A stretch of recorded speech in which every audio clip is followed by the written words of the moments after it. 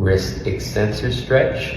This is used to stretch out the muscles on the back of the forearm, which are responsible for lifting our hand and our wrist back. So to set up for this, I'm starting in a tabletop position with my hands directly underneath my shoulders, my knees directly underneath my hips.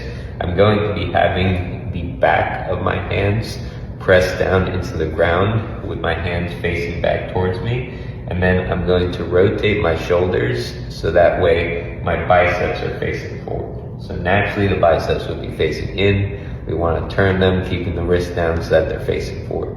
From here, I'm going to slowly sit my hips back toward my heels as far as I can while keeping the back of my hands down. I'm going to start to feel a really deep stretch going along the back of my forearm on each side. I'm going to hold that for a second.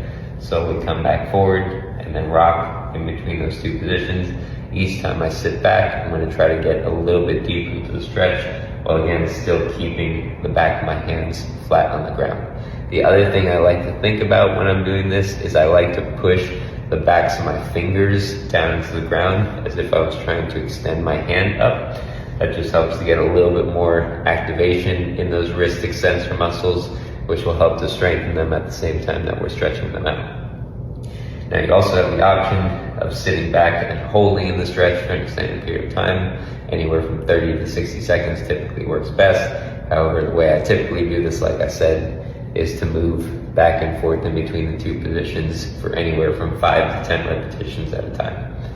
It's a great option if you've been experiencing any pain or tightness in primarily the back of the forearm or maybe the back of the hand and wrist.